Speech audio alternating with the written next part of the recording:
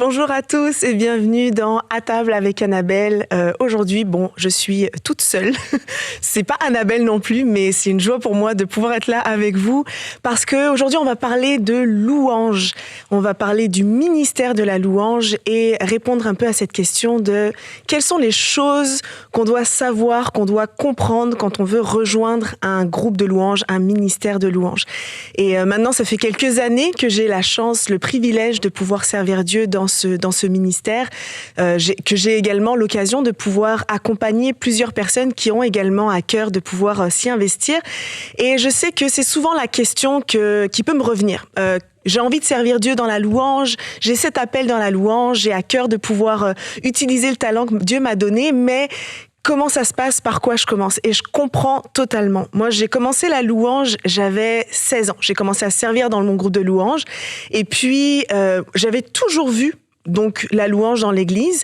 Je voyais mes parents faire, je voyais mes amis servir. Et pour moi, servir dans la louange, c'était en fait, parce qu'on sait chanter, eh bien, naturellement, un des services qu'on peut faire, c'est aller dans le groupe de louange et puis du coup, aider les gens à chanter. Et en fait, avec le temps, j'ai réalisé que, en fait, le ministère de la louange, c'est beaucoup plus que ça. Et c'est ce que j'aimerais te transmettre aujourd'hui, que vous puissiez comprendre que le servir dans la louange, ce n'est pas juste parce qu'on aime bien chanter, parce qu'on a une belle voix, parce qu'on sait jouer d'un instrument, mais qu'il y a certaines choses qui sont très importantes à comprendre et c'est ce qu'on va voir aujourd'hui.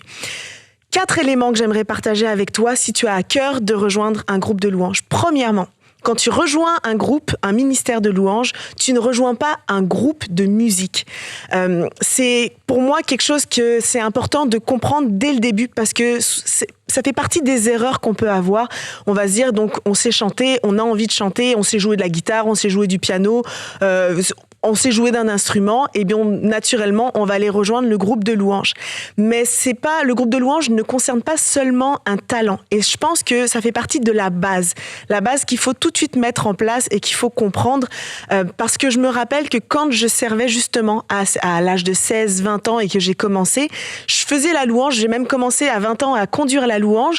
Moi, je choisissais mes chants vite fait. Je faisais la louange et je vous avoue que je n'avais aucune idée de ce que je faisais. Je faisais la louange, je n'avais aucune compréhension, non seulement de la mission, mais de l'impact qu'a la louange et de ce que Dieu peut faire à travers la louange. Donc, je pense que si tu t'es jamais posé la question, eh bien, c'est le bon moment de le faire. Donc, ça peut paraître évident, mais le fait de servir dans la louange, comprendre la mission qu'on a quand on sert de la louange est quelque chose de fondamental. La mission du dimanche matin, ce n'est pas de faire chanter les gens, mais c'est de les conduire dans la présence de Dieu. Et ça, c'est très différent. La musique, notre instrument, notre voix, ça, c'est l'outil que Dieu va utiliser. Mais la présence de Dieu, c'est ça la destination, en fait, de la louange. Et pendant longtemps, j'ai observé dans différentes églises, que certaines personnes montaient sur l'estrade avec un peu plus une mentalité d'artiste, alors que Dieu, lui, nous appelle à être des serviteurs. Et je veux pas dire ça négativement, mais la mentalité d'artiste, c'est quand on monte sur l'estrade pour montrer notre art, pour montrer notre talent, pour montrer ce qu'on est capable de faire. Alors que le serviteur, justement, il cherche à servir les autres. Et je me rappellerai toujours de mon pasteur qui, au début, quand je commençais à servir, nous a dit que quand on est dans nos réunions, quand on se rassemble, quand on est dans des moments de communion fraternelle avec l'Église, dans une célébration, dans un temps de culte, par exemple le dimanche matin, il avait dit cette phrase forte qui a toujours un enjeu de vie ou de mort pour une personne dans la salle. Puis c'est pas forcément toujours un enjeu de vie ou de mort d'une personne est là, puis elle a décidé de mettre fin à ses jours, et c'est maintenant qu'il faut absolument que Dieu la rattrape, même si ça arrive et que c'est vrai des fois des témoignages de certaines personnes que c'était la dernière chance. Mais il y a des enjeux de vie ou de mort pour plein de choses. Il y a des enjeux de vie ou de mort dans des couples, des enjeux de vie ou de mort dans la vie de certains adolescents qui, en fait, sont à 2 doigts de quitter la foi. Des enjeux de vie ou de mort dans la maladie, dans toutes sortes de situations. Et c'est impensable de se dire que lorsqu'on vient et qu'on sert dans la louange, eh bien, on vient juste pour chanter, on vient juste pour montrer un talent, alors qu'il y a un enjeu aussi important. Puis c'est pas pour mettre un poids, c'est pas pour mettre une pression quand on sert dans la louange, mais c'est plus pour élargir votre compréhension. Dieu nous a donné une mission et lorsqu'on vient sur l'estrade, quand on conduit l'assemblée dans la présence de Dieu, c'est pour amener ces personnes qui sont peut-être dans une situation dans la vallée de l'ombre de la mort, puis de les amener justement à se connecter à celui qui a donné sa vie pour les sauver. Donc c'est ça un petit peu la mission du groupe de louange. Quand on est sur l'estrade, la question c'est pas de se dire est-ce que les gens vont remarquer ma voix, ma belle voix, est-ce que les gens vont remarquer à quel point je joue bien de la guitare, mais c'est plutôt est-ce que ce que je fais va aider les gens à tourner leur regard vers Jésus. Et ça, cette intention-là fait une énorme différence. Parce que finalement, la louange, c'est plus à propos de moi, c'est plus à propos de ma performance, c'est plus à propos de ce que je fais de bien ou pas, mais c'est à propos de plutôt des personnes que je sers, de Dieu que je sers et des personnes que je sers. Puis, dans les différentes formations que je peux donner dans la louange, moi, il y a une image, j'aime utiliser des images pour illustrer, c'est pour moi, je suis très visuelle, donc ça m'aide aussi à me rappeler, mais pour nous aider à nous rappeler de quelle est la mission dans le groupe de louange, eh bien, j'ai appelé ça la loi du triangle. Quand on visualise le triangle, il faut se dire que tout en haut du triangle, eh bien, il y a Dieu. La mission première, c'est nous d'être connectés avec Dieu. Ensuite, il y a la première barre, ça va être d'être connecté avec notre équipe de louange. De l'autre côté, il va y avoir l'assemblée, ça va être d'être connecté avec l'assemblée. On est là pour les servir. Et ensuite, de ramener à la barre du haut, c'est de connecter l'assemblée à Dieu. Donc, on est appelé à être connecté avec Dieu, de connecter avec l'équipe avec qui on sert, d'être connecté à l'assemblée que l'on sert et ensuite de permettre à l'assemblée de se connecter à Dieu. Puis si on remarque bien dans cette loi du triangle, à aucun moment il est question de moi. Il est question de moi-même, de comment est-ce que ça peut me servir, de comment est-ce que ça peut m'avancer dans le ministère, de comment est-ce que ça peut m'amener à ouvrir des portes. Parce que le ministère de la louange, finalement, c'est d'être tourné vers les autres. Et quand on comprend ça, eh bien, encore une fois, notre service change. Parce qu'on ne va pas essayer de faire les choses pour pouvoir être bien vu et que l'on soit mis en valeur, mais on va faire ça, au contraire, pour que Jésus, lui, soit mis à l'honneur et que tous les yeux soient fixés sur lui. Et quand on sert dans un groupe de louanges, c'est pour ça qu'on va surtout insister sur le fait qu'on doit devenir humble. Parce qu'en fait, quand on contemple tout ce que je viens de te dire, on se rend compte que on a une responsabilité spirituelle qui est super importante. Donc on ne doit pas sous-estimer en fait notre préparation dans la louange, on ne doit pas sous-estimer notre implication dans la louange. Quand on sert dans un groupe de louange, on ne vient pas juste remplir une case du planning parce que c'est notre tour de venir chanter. Viens, allez, je vais chanter, puis je vais faire ce qui était à l'ordre du jour. Mais on doit se rappeler en fait qu'on est là et que ce que l'on va faire, les chants que l'on va choisir, les paroles que l'on va dire, l'atmosphère, la présence de Dieu qui va se manifester a un impact et va pouvoir agir dans les enjeux de vie ou de mort. Et j'aime beaucoup le passage dans 2 Chroniques chapitre 5 où on voit en fait que tout le peuple était assemblé, loué ensemble et que la gloire de Dieu a rempli le lieu. On va le lire ensemble, ces 3 versets, ça dit « Tous les Lévites qui étaient musiciens, qui se tenaient au complet du côté et de l'autel avec des cymbales, des luttes, des lyres. Il y avait Asaph, Éman, Yadotou, avec leurs fils et les membres de leur parenté, tous revêtus de fin lin. 120 prêtres se tenaient à leur côté en sonnant des trompettes. Les trompettistes et les musiciens jouèrent ensemble à l'unisson, et ça j'insiste bien, à l'unisson. Il n'y avait pas une voix qui ressortait, il n'y avait pas un chanteur qui était plus important que l'autre, c'était à l'unisson pour louer et célébrer l'Éternel. Les musiciens firent retentir les trompettes, les cymbales, les instruments, ils louèrent en chantant car il est bon, son amour dure toujours. Et à ce même moment, le temple de l'Éternel fut rempli d'une nuée. C'était au point que les prêtres ne purent y rester pour accomplir le service, car la gloire de l'Éternel remplissait le temple. Moi, personnellement, c'est une prière que je fais à chaque fois. C'est Seigneur, utilise nos voix, utilise nos mains, utilise nos instruments et que ta nuée remplisse ce lieu, que ta gloire soit tellement tangible que justement, on puisse ressortir de là différent de comment on est entré. Et ça nous rappelle aussi que la louange, c'est plus qu'un simple programme. La louange, c'est un lieu de rencontre avec Dieu. C'est un moment où, dans sa présence, quand la nuée remplit le temple, des vies peuvent être touchées. des vies peuvent être restaurées, des cœurs peuvent être transformés, des personnes peuvent être encouragées, des chaînes peuvent se briser. On se rappelle de l'histoire de Paul et Silas dans la prison, où ce sont les chaînes de tous les prisonniers et les portes de tous les prisonniers qui se sont ouvertes. Ça a cette puissance-là, la louange. C'est un moment où on détourne nos regards de nous-mêmes pour les fixer sur Dieu. Alors oui, chanter juste, ça va être quelque chose qui va être important. Savoir jouer en rythme, ça va être quelque chose d'important, bien sûr. Mais comprendre la portée spirituelle de ce que l'on fait est encore plus important. C'est pour ça, en fait, que j'aime rappeler à nos équipes de louange que conduire la louange, c'est pas une promotion, mais c'est un privilège et une responsabilité. Et quand on comprend notre responsabilité, eh bien, on ne peut pas prendre notre service à la légère. Donc ça, c'était mon premier appel. La première chose que je voulais que tu saches, c'est qu'on ne rejoint pas juste un groupe de musique, on a une mission. Deuxième chose, ce qui se passe sur l'estrade, eh bien, en fait, est la continuité de ce qui a pris place dans le lieu secret. Notre relation avec Dieu, c'est la base de tout. Ce qui se passe en public est la continuité de ce qui a déjà pris place dans le privé avec Dieu. Et aujourd'hui, on vit dans une culture où c'est facile de se focaliser sur ce qui est visible. Et honnêtement, avec les réseaux sociaux, c'est encore plus facile. On va regarder des personnes qui nous inspirent. On va regarder peut-être des ministères qu'on a envie de suivre, qu'on a envie peut-être nous-mêmes de vivre. On va regarder telle personne, on se dit j'aimerais tellement avoir un ministère qui lui ressemble. On voit les plateformes, on voit les vidéos qui fonctionnent bien, on voit les salles de concert remplies, on voit les voyages, les invitations, les collaborations. On voit des chants qui sont repris partout dans les églises. On voit des abonnés, des vues, des likes, des opportunités. Et ça nous fait rêver. On se dit, c'est ça le ministère de la louange, c'est ça que je rêve. J'aspire à ça. Seigneur, ouvre les portes. Mais sur les réseaux sociaux, c'est rare qu'on puisse voir les heures passées dans la présence de Dieu.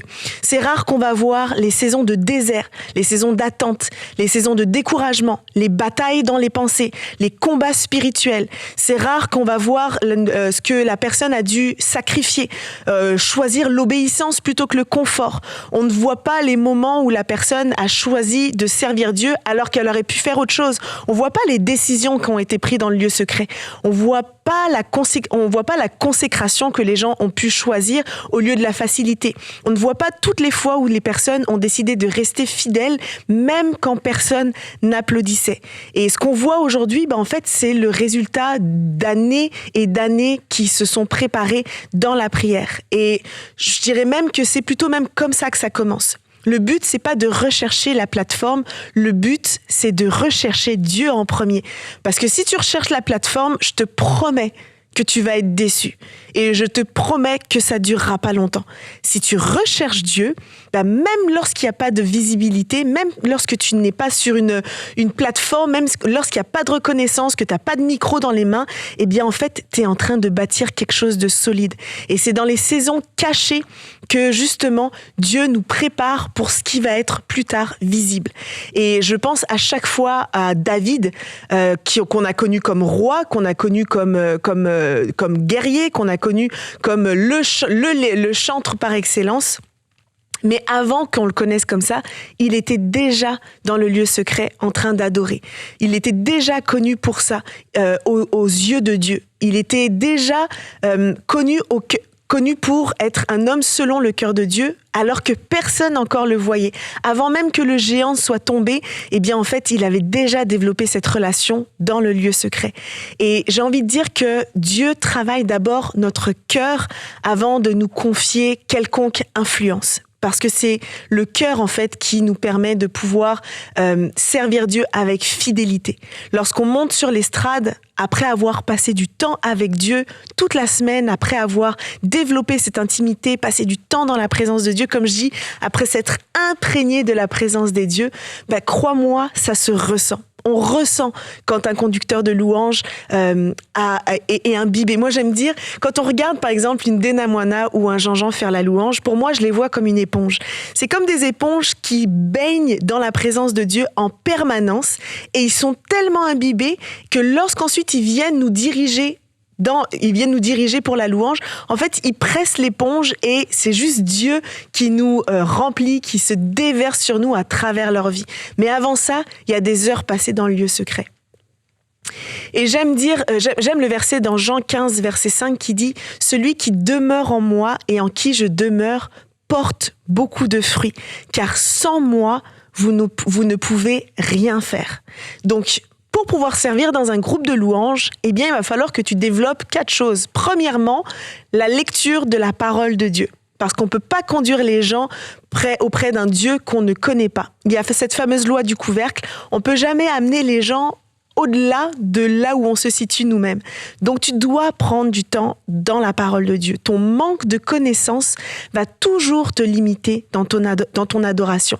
Alors que lorsque tu découvres Dieu dans sa parole, eh bien, plus ton adoration devient profonde, plus tes chants commencent à prendre du sens, plus tes déclarations prennent du poids et plus ta foi grandit. Donc, premièrement, prendre du temps dans la lecture de la parole. Deuxièmement, prendre du temps dans la prière. La prière, c'est pas seulement à Dieu de bénir notre service du dimanche, c'est pas seulement demander à Dieu de nous utiliser et de faire en sorte que l'on puisse porter du fruit pour lui, mais c'est apprendre à vivre avec lui chaque jour. C'est apprendre à lui parler, c'est apprendre à développer une relation, c'est apprendre à reconnaître sa voix. Et une fois que tu sais reconnaître sa voix dans l'intimité, eh bien ensuite tu es capable de reconnaître sa voix, d'entendre ses directions, de reconnaître le mouvement du Saint-Esprit quand tu es dans la louange et que tu te laisses conduire par lui. Troisième chose, c'est la consécration. Servir dans la louange ne consiste pas juste à utiliser son don, mais c'est avoir une vie qui honore Dieu.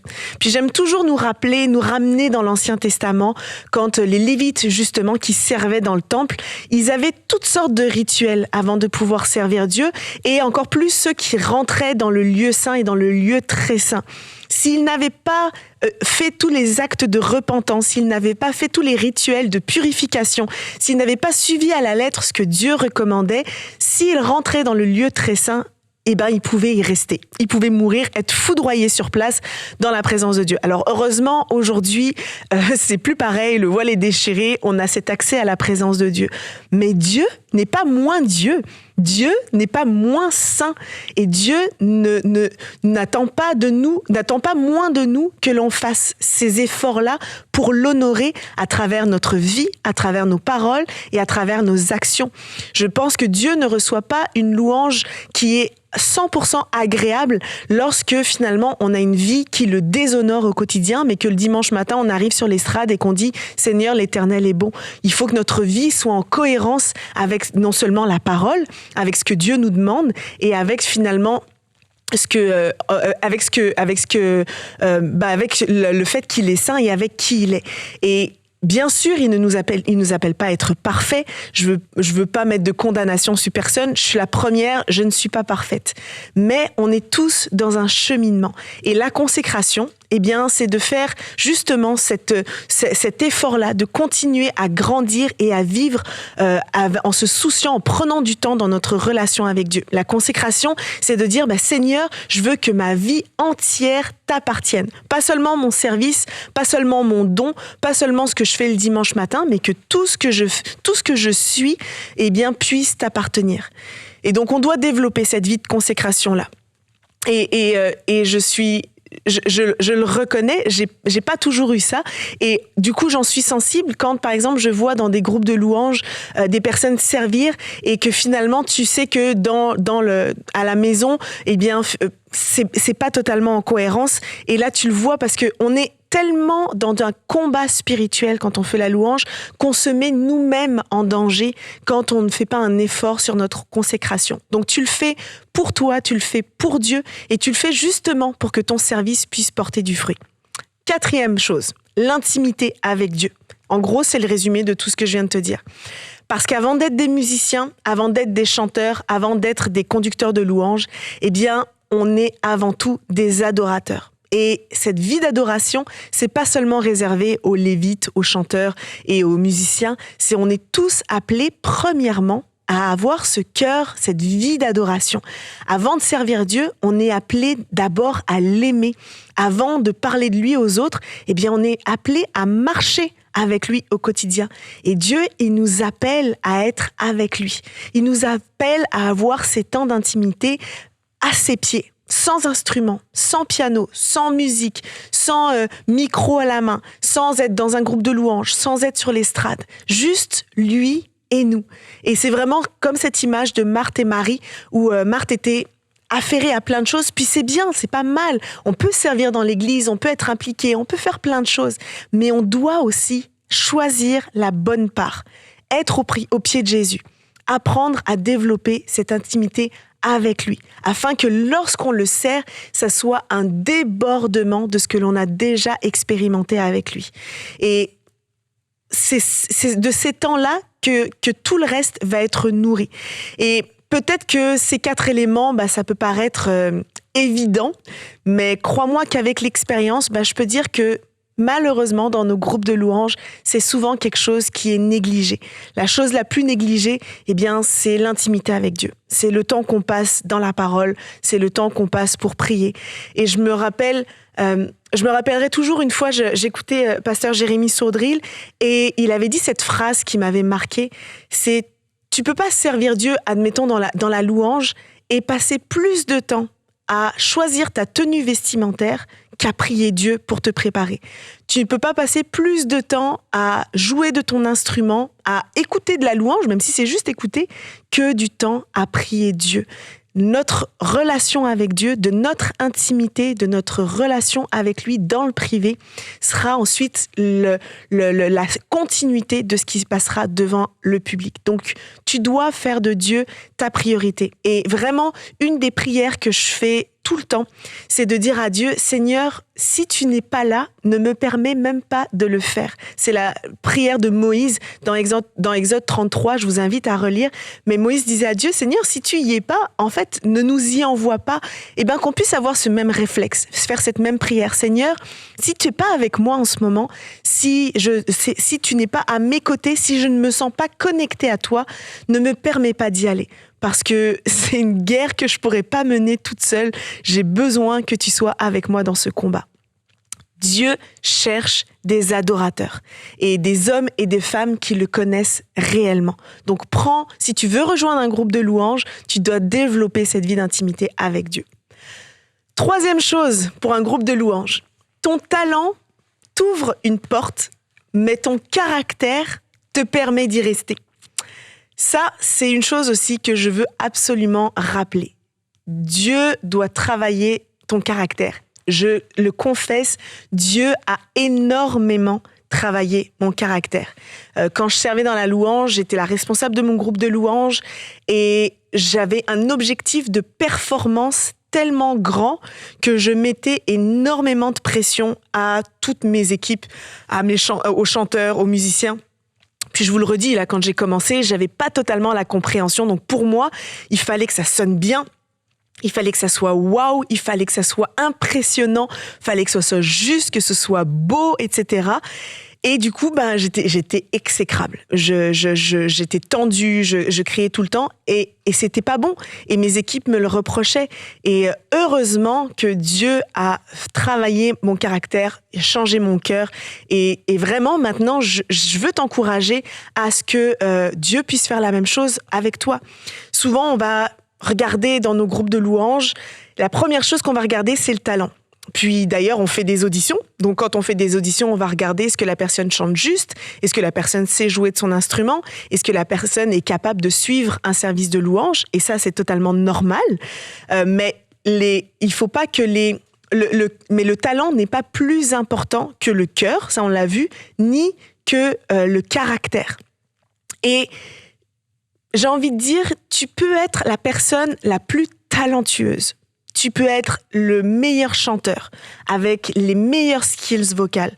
Tu peux être un musicien professionnel qui joue avec les plus grands.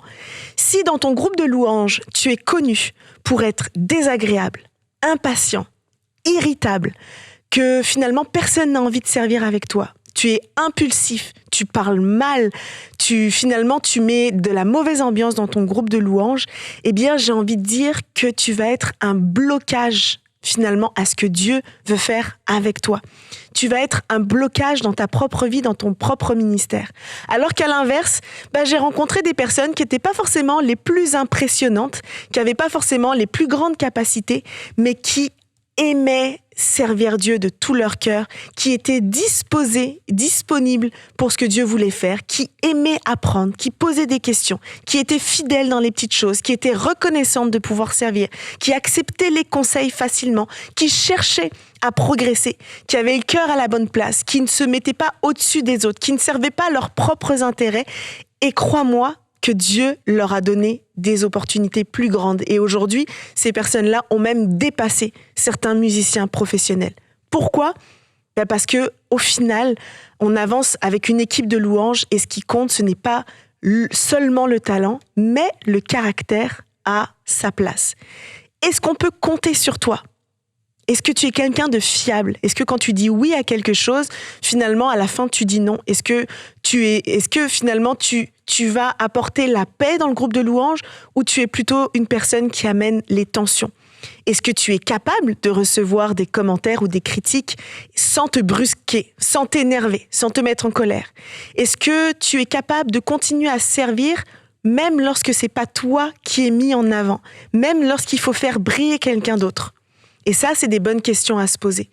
Ça n'a rien à voir avec le talent, ça a tout à voir avec le caractère. Et d'ailleurs, quand on regarde dans la Bible, encore une fois, si on regarde avec David, eh bien David était un exemple de cœur et de caractère. On parle souvent de son talent musical. Il jouait de la harpe et de la musique et ça soulageait Saül, ça apaisait son esprit agité. Mais Dieu l'appelle l'homme selon le cœur de Dieu. Et quand on regarde, lorsque Samuel est allé le chercher, ça dit dans le 1 Samuel chapitre 16, verset 7, « L'homme regarde à ce qui frappe les yeux, mais l'Éternel regarde au cœur. » Et moi, j'aime dire, il y a toujours les 3 C. Cœur, caractère, compétence. Tu peux avoir le plus beau cœur et un bon caractère, si tu n'as pas les compétences pour servir, par exemple, dans la louange, que tu ne sais pas chanter, que tu ne sais pas jouer de la musique, c'est peut-être pas le ministère dans lequel tu es appelé. Tu peux avoir un beau cœur, tu peux avoir des bonnes compétences, si finalement ton caractère est mauvais, ou en tout cas est encore à travailler dans beaucoup d'aspects, eh bien, des fois, tu peux être un blocage à toi-même. Et encore une fois, tu peux avoir un bon caractère, tu peux avoir un bon talent, mais si ton cœur n'est pas à la bonne place, eh bien, tu peux encore une fois ne pas pouvoir recevoir tout ce que Dieu veut faire avec toi. Et je pense que Dieu recherche encore ces 3 choses aujourd'hui. Je pense qu'il cherche encore à ce qu'il y ait des gens qui travaillent leur cœur, leur caractère. Au lieu de juste travailler sur tes harmonies, sur ton instrument, de regarder des vidéos, on devrait peut-être aussi prendre le temps d'apprendre à travailler notre patience, à apprendre à travailler à pardonner, à apprendre à aimer les gens même quand ils nous irritent, à apprendre à recevoir des corrections sans nous vexer, à nous réjouir pour les uns et les autres, à voir en fait le bonheur de l'autre avant le nôtre. Et c'est ce que la Bible nous demande. C'est aussi de pouvoir aimer les autres et de les faire passer avant nous, puis de ne pas se voir grand, mais finalement de se voir petit. Parce qu'au final, ce sont ces choses-là qui révèlent réellement l'état de notre cœur. Puis, c'est une phrase que j'aime dire dans mes formations, c'est que le caractère peut fermer des portes que l'onction avait ouvertes. Et je sais que c'est quelque chose qui peut paraître fort, mais pour moi, c'est une phrase qui est tellement vraie. Dieu peut te donner des talents, il peut te donner des opportunités. Mais si tu es une personne qui devient orgueilleuse, rebelle, difficile à enseigner, incapable de fonctionner avec les autres, eh bien, ton propre caractère finit par devenir un obstacle. Alors, apprenons à être fidèles, même quand on n'est pas au centre de l'attention. Apprenons à servir avec joie, même quand ça ne fait pas forcément exactement ce qu'on aurait voulu qu'il se passe. Demeurons enseignables. Comprenons que le ministère de la louange n'est pas une question de position, mais une question de service. Et un de mes amis, pasteur Ben Luten, a dit un jour, et cette phrase m'a vraiment percutée, il a dit que tous les serviteurs ne sont pas forcément des leaders, mais tous les leaders doivent être des serviteurs. Et pour moi, quand on est sur une estrade, on est un leader parce qu'on a une influence sur les autres. Même si tu n'es pas le conducteur de louange qui est en avant et qui conduit et qui a l'autorité spirituelle, tu es devant. Les gens te voient, tu es visible, tu es exposé. Donc, tu es un leader.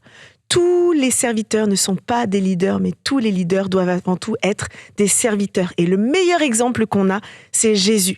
Matthieu chapitre 20, verset 28, « C'est ainsi que le Fils de l'homme est venu, non pour être servi, mais pour servir et donner sa vie comme la rançon de plusieurs. » Donc, apprenons à être des serviteurs comme Jésus.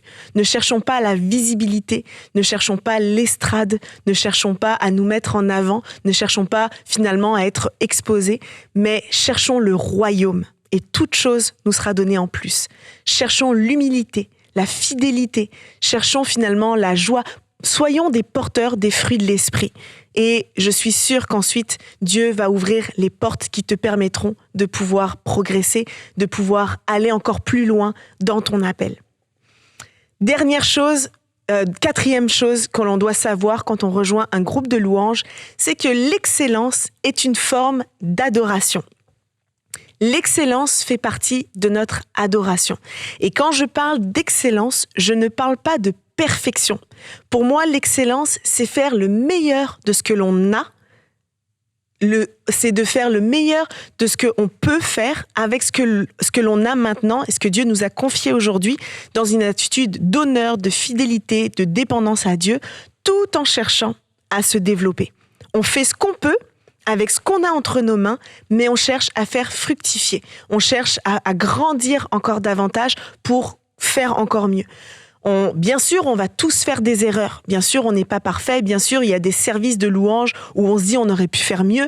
Bien sûr, ça va nous arriver d'oublier nos paroles, de se tromper dans un accord, de peut-être chanter une mauvaise note, de faire peut-être des choses qui n'étaient pas prévues. Mais malgré tout, je pense que dans notre préparation, dans tout ce qui entoure notre service de louange, on doit chercher l'excellence. Pourquoi ? Parce qu'on a un Dieu, premièrement, qui est excellent.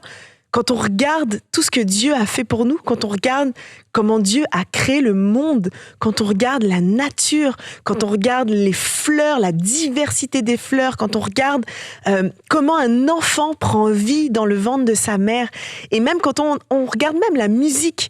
La musique, c'est pas quelque chose de vital, c'est pas comme l'air, on n'en a pas besoin pour vivre de la musique. Mais pour moi, ça fait partie des cadeaux que Dieu nous a donnés parce qu'il nous aime tellement et il a formé tellement de beauté qu'il nous a donné accès à la musique que quand on met certaines notes ensemble, des instruments ensemble, qu'on met un orchestre symphonique, d'un coup, il y a quelque chose qui émerge de ça et qui est merveilleux. On a un Dieu qui est bon, on a un Dieu qui nous aime tellement qu'il a donné son meilleur, il a été excellent. Donc, pour moi, je trouve que déjà, c'est une bonne raison de pouvoir le servir avec excellence. Mais aussi parce que ce que l'on fait est important. Et j'en ai parlé au début, ce qu'on fait a de l'importance dans la vie des gens, mais aussi aux yeux de Dieu. La manière dont on le sert, le sacrifice qu'on dépose sur l'autel a un parfum de bonne odeur qui est agréable à l'Éternel. Et encore une fois, je me rappelle d'une autre phrase que mon pasteur m'avait dit un jour. Il disait que il n'y a pas de service plus important dans l'Église. La louange, c'est pas plus important que la prédication, qui est pas plus importante que la personne qui est à l'accueil, que la personne qui est aux enfants, que la personne qui est peut-être dans le stationnement. Mais par contre, certains services portent une responsabilité spirituelle plus importante que d'autres. Et je pense que la louange en fait partie. Et c'est pour ça que on doit le faire avec excellence, parce qu'on crée un environnement où la présence de Dieu se manifeste, les gens peuvent être encouragés, fortifiés dans leur foi, restaurés, rencontrer Dieu peut-être des fois pour la première fois. Et comme je le disais, dans ces moments-là, on ne peut pas le prendre à la légère. Et c'est une erreur de croire que il faut opposer, c'est une erreur qu'on croit souvent dans la louange, c'est qu'on va souvent opposer l'onction et la préparation. On va dire, mais en fait, tant que l'onction est là, que Dieu voit à mon cœur, que en fait, finalement, je le fais avec des bonnes dispositions, c'est suffisant. Je le crois, mais pour moi, ça ne s'oppose pas à la préparation. J'aime dire cette phrase, en fait, une fois, j'écrivais le mot préparation. Et je ne sais pas pourquoi, je me suis trompée, j'ai oublié une lettre et ça a donné réparation. Et c'est comme le Saint-Esprit m'a inspiré cette phrase qui dit « La préparation évite la réparation ». En fait, plus tu vas te préparer, plus tu vas penser et travailler les choses en amont, plus en fait, au contraire, ça va te donner accès à la liberté.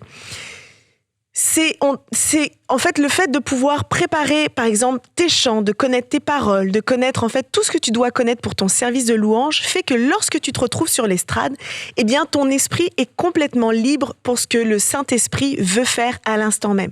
Et je crois aussi que le Saint-Esprit qui nous inspire sur l'instant même est aussi capable de nous inspirer des fois 1 semaine, 2 semaines à l'avance quand on lui demande.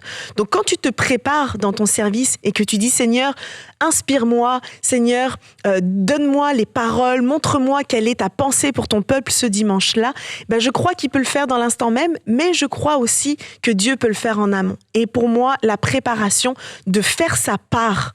Dieu, il agit, mais il nous demande de faire notre part. Il nous donne l'onction et nous demande également d'être fidèles dans ce qu'il nous a confié.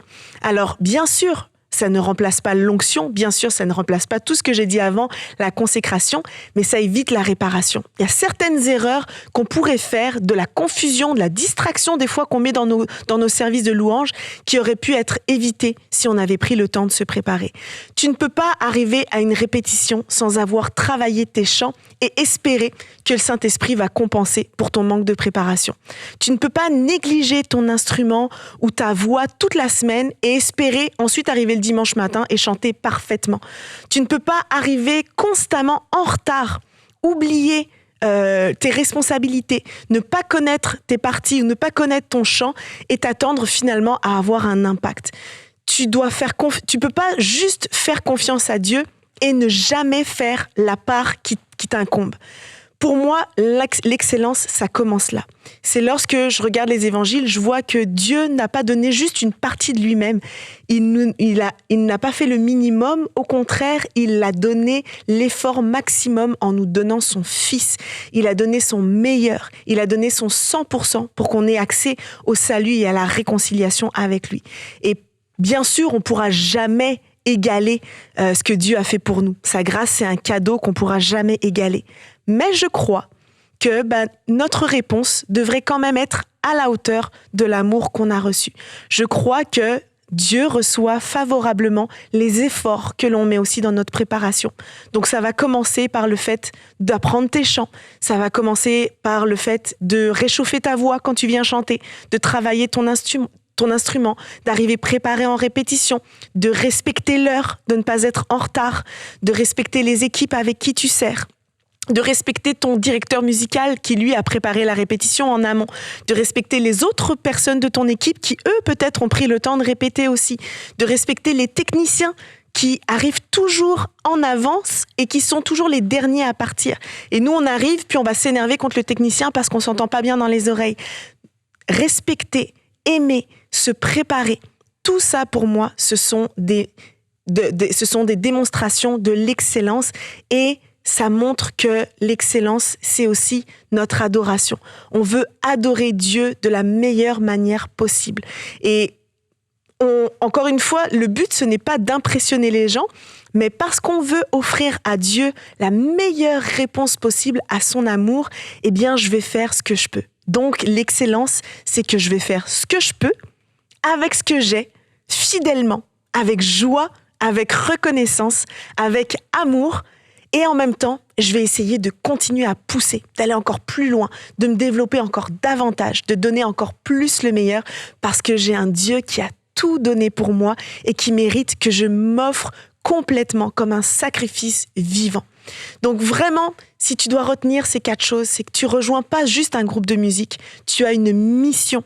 Ce que tu vis en public doit être la continuité de ce que tu as vécu dans le privé. Ton talent, oui, mais cœur, caractère et compétence.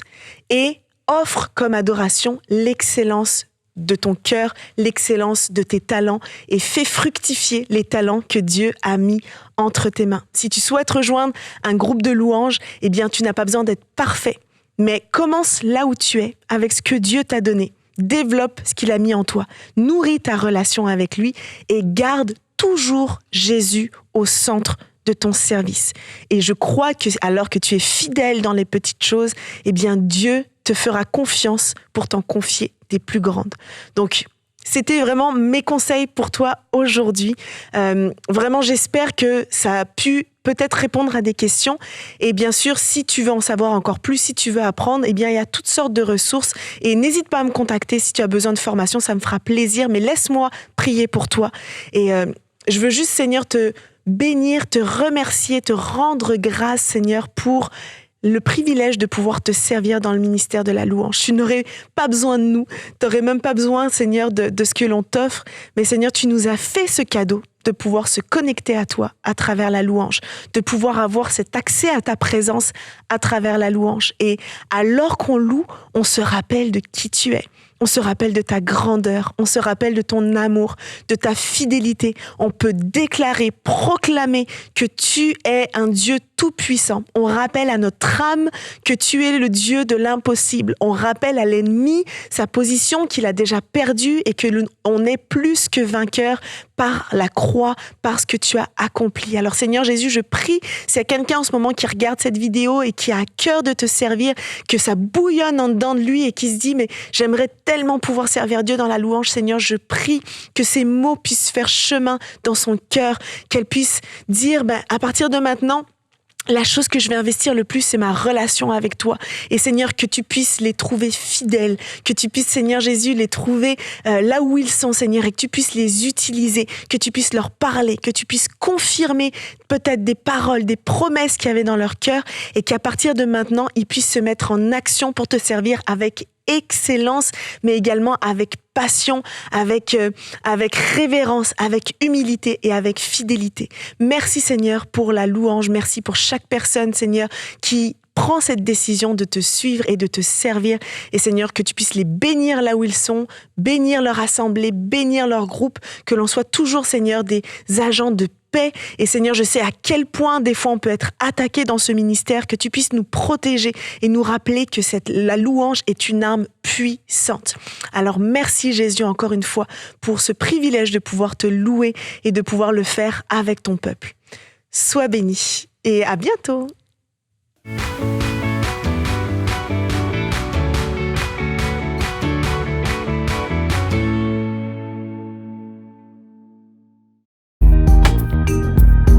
Merci à tous nos précieux partenaires grâce auxquels cette émission a pu être réalisée. Vous aussi, rejoignez la grande famille des partenaires d'EMCI TV en faisant un don sur emcitv.com/don.